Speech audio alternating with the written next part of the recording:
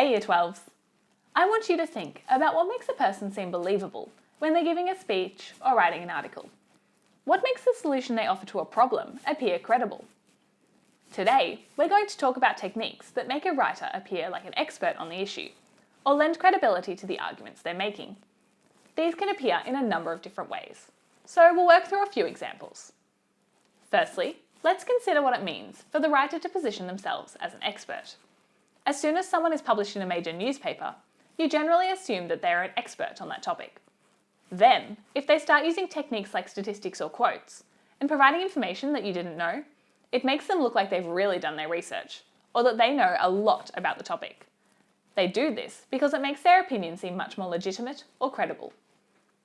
Let's take a look at how this can happen.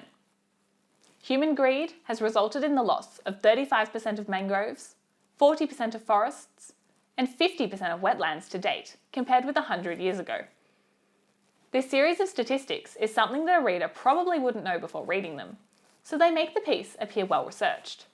What's more, statistics are often simply a form of hard-hitting evidence, which makes something instantly seem believable. Another way this effect can be created is when expert opinions or quotes are included.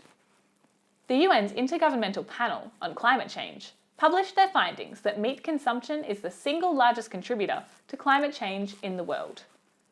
When someone who really knows what they are talking about, like the UN, supports an argument made by the writer, that argument suddenly has some weight to it.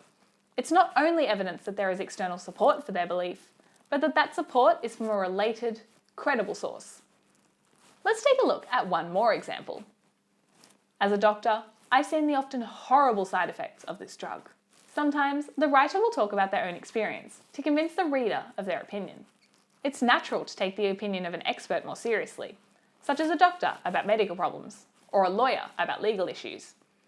These examples show a number of ways the writer can reposition themselves, so that the reader is more likely to prescribe to their belief.